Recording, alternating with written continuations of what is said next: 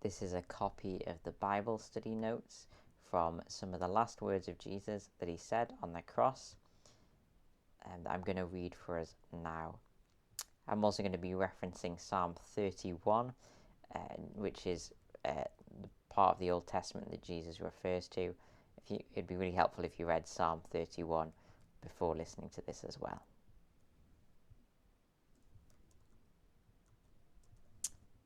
It was now about noon, and darkness came over the whole land until 3 in the afternoon, for the sun stopped shining, and the curtain of the temple was torn in two. Jesus called out with a loud voice, "Father, into your hands I commit my spirit." When he had said this, he breathed his last. Luke, who was the author of this record of events, Luke reminds us that Jesus spoke these words during his darkest hour. It was physically dark. The sun stopped shining for an ominous 3 hours. And this physical darkness reflects the metaphorical darkness that Jesus was experiencing. Jesus had just cried out in anguish, my God, why have you forsaken me?" Jesus was being separated from the joy of his life, from his heavenly Father who he had been side by side with since the beginning of time. Jesus' physical pain was also likely at its peak. Every muscle would be in cramp, numerous bones dislocated, every movement would be agonizing, and Jesus would have been emotionally drained. For the last 24 hours, he had been the recipient of blow after blow after blow. He had been betrayed, abandoned, mocked, hated, vilified. And it is in this darkest hour that Jesus prays these words, "Father, into your hands I commit my spirit." Now, in my job as a nurse, I've been around when several people have breathed their last. And it's never a victorious moment. Despite maybe fighting against this moment during months of chemotherapy, several rounds of radiotherapy, and any operation the NHS can offer, eventually the final organ gives in, and then they breathe their last. In contrast, Jesus quotes from Psalm 31, a psalm in which these words are immediately followed by a cry of victory. "Into your hand I commit my spirit. You have redeemed me, O Lord, faithful God." Jesus' cry is a cry of victory because there is something death cannot take from him. Jesus had the hope that after death his spirit would immediately go to be with his heavenly Father. And this is a hope that all believers share. The hope the believer has goes beyond just that our spirits will go to be with God. As it says in Psalm 31, "Into your hand I commit my spirit. You have redeemed me, O Lord, faithful God." God didn't just rescue part of Jesus from death, just his spirit. God would redeem all of Jesus, including his physical body as well. Jesus' spirit and body would be united again on Easter Sunday. Jesus would be raised to life again in a physical way. And the hope of the believer is the same. As Paul says in the book of Corinthians, "But Christ has indeed been raised from the dead, the first fruits of those who have fallen asleep." Just as the fruit of a tree produces Just as the first fruit that a tree produces is a sign, a sample, a taste of what is to follow, so too Christ's physical resurrection is a sign, a sample, a taste of what will happen to all believers. As Paul says in the book of Romans, "If the spirit of him who raised Jesus from the dead is living in you, he who raised Christ from the dead will also give life to your mortal bodies because of his spirit who lives in you."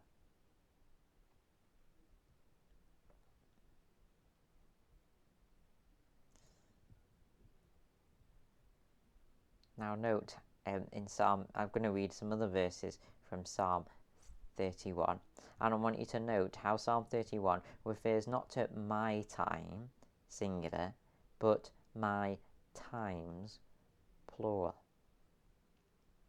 They scheme together against me as they plot to take my life.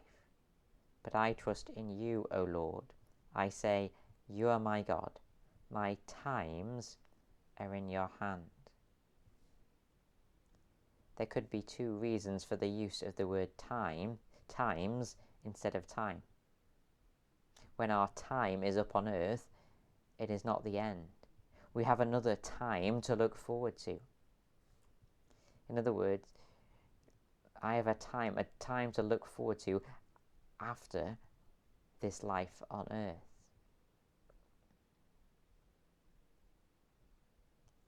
Another possible reason for the use of the word times rather than time may be that life is not linear, it's not straight. We go through good times and bad times. So my times are in your hand could refer to the average Israelite's experiences in life. Good times and bad times, peaks and troughs, mountaintop experiences and valleys. All of our experiences in this life, our times, are in God's hands, the good as well as the bad. But for now, let's just focus on the potential meaning of that word times in referencing to not just our time on earth, but our time to come in the future. Now, the average Israelite would know about physical mountains and valleys a lot more than us. Their physical walk through life was characterized by ups and downs. Their metaphorical walk through life was characterized by ups and downs. But then we read these wonderful words, you have not delivered me into the hand of the enemy, you have set my feet in a broad place. As a cyclist, there is nothing more I look forward to than a strip of newly laid, flat tarmac. No potholes, no steep inclines, just a wide piece of flat, constant tarmac. Israelites who walked everywhere would have also been glad for a broad place in which to walk. No ups and downs. What a wonderful thing to know that the life to come, our life beyond this life on earth, our life to come will not be characterized by ups and downs. Instead, it will be like that broad place, that newly laid piece of tarmac, one constant experience of joy, without any interruptions from sorrow or pain. As it says in the book of Isaiah, they will enter Zion with singing. Everlasting joy will crown their heads. Gladness and joy will overtake them, and sorrow and sighing will flee away. See, I will create new heavens and a new earth. The former things will not be remembered, nor will they come to mind. You know, the psalmist could look back at the landscape behind him and see many potholes. For my life is spent with sorrow, and my tears with sighing, he prays. But the psalmist could look at the landscape ahead. He could look at his future and see abundant good things. Beyond this life, he could pray, "Oh, how abundant is your goodness, which you have stored up for those who fear you, and worked for those who take refuge in you." This hope, the hope that believers have to look forward to, can certainly help deal with the darkness of our darkest hour. However, because darkest hours may well be very dark, we need as many truths as possible to help us, as many weapons up our sleeve to help us fight discouragement and despair. One verse that often features on cards or messages of encouragement is verse 15 of Psalm 31. My times are in your hand. Now, in the last decade of a person's life, the things that a person once had control over are taken over by other people. In a care home environment, Carers may determine what times somebody gets up and what they wear. In a care home, the care home sets the menu and decides when hot drinks are and aren't available. In a care home, a person might be dumped in a chair and have their Zimmer placed all the way over there. That person's control over basic things is in the hands of other people. On the cross, Jesus witnessed similar. They divided up his clothes by casting lots. The soldiers decided that Jesus' last hours would be spent naked. They offered him wine vinegar. Jesus had to ask for a drink, and other people decided when and how much. Those who passed by hurled insults at him, shaking their heads and saying, "Come down from the cross and save yourself." Jesus' arms and nails were fixed to a cross in a position decided by others. And yet, even in these dark moments, when Jesus' destiny was in the hands of others, Jesus could be sure of the truths in Psalm 31. My times are in your hand. Even in my darkest times, you, not they, are in control. Note in Psalm 31 how many times God's hands are mentioned together with another set of hands. Psalm 31, verse 15. My times are in your hand. Rescue me from the hand of my enemies and from my persecutors. The psalmist and Jesus were both simultaneously in the hands of their enemies and in the hands of God. Psalm 31, verses 3 to 5. For your name's sake you lead me and guide me. You take me out of the net they have hidden for me. For you are my refuge. Into your hand I commit my spirit. God's hands were leading and guiding, and yet at the same time Jesus and the psalmist enemies led them into a trap. These paradoxical, seemingly conflicting truths are presented together when Jesus' disciples summarize the events of Jesus' crucifixion. This man was handed over to you by God's deliberate plan and foreknowledge, and you, with the help of wicked men, put him to death by nailing him to the cross. Indeed, Herod and Pontius Pilate met together with the Gentiles and the people of Israel in this city to conspire against your holy servant Jesus, whom you anointed. They did what your power, God, and your will, God, had decided beforehand should happen. When it comes to the events of Jesus' death, the Bible speaks of God's sovereignty and human responsibility. Human hands were responsible for planning and carrying out the crucifixion. And yet, at every step, Jesus was in the hands of God.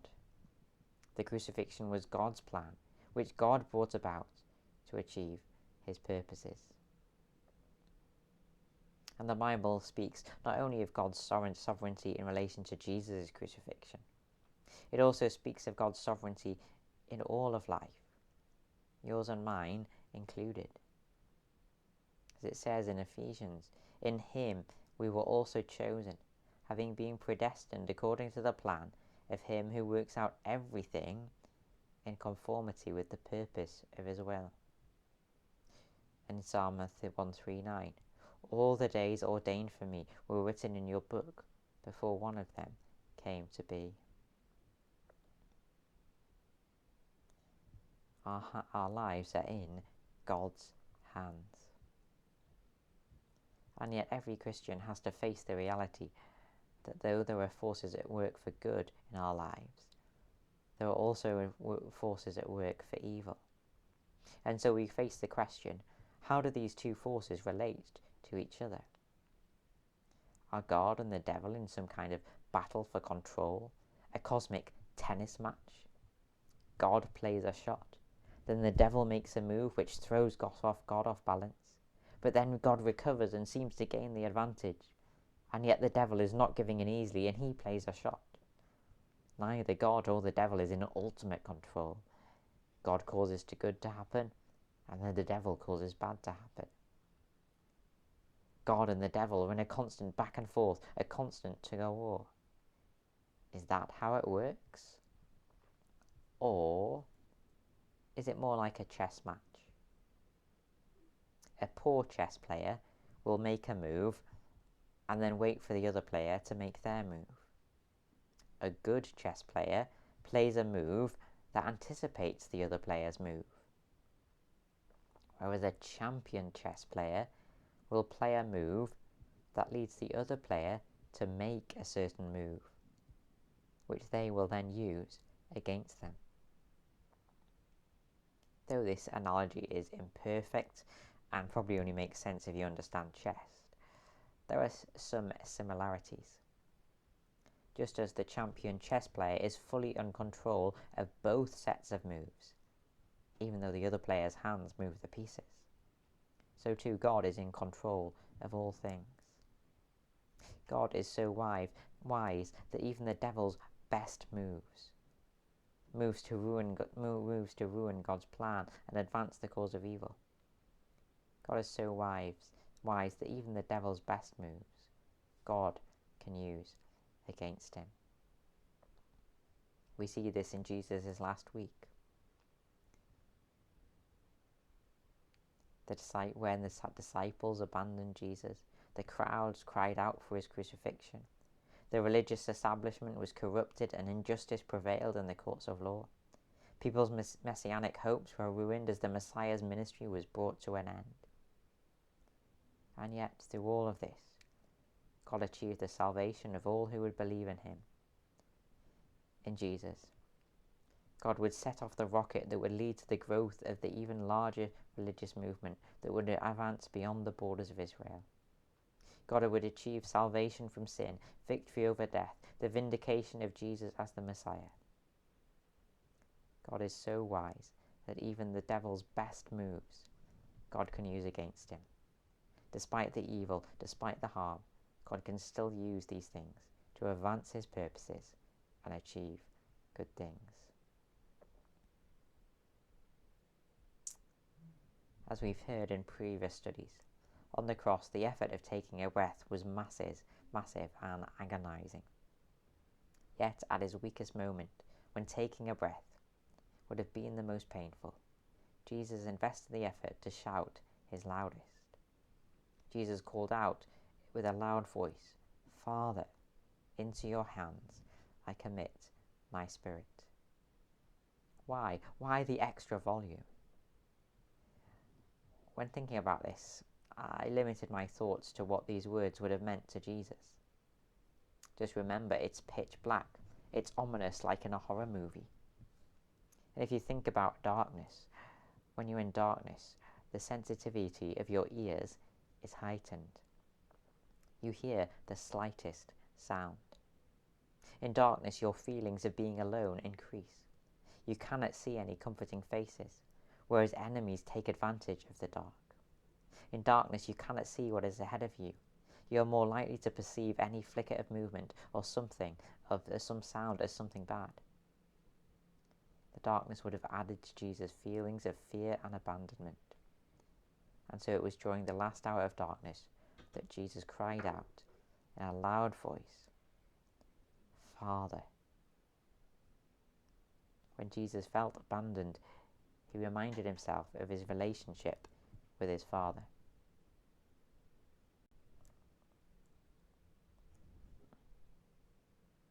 Sometimes you need to speak the truth to yourself to drown out your other thoughts. The darkness would have also heightened the sensitivity of Jesus' hearing. As it says in Psalm 31, "For I hear the whispering of many, terror on every side, as they scheme together against me, as they plot to take my life." Anyone in the crowd could have taken advantage of this darkness to do Jesus harm, throw a rock, shake the cross, tease him.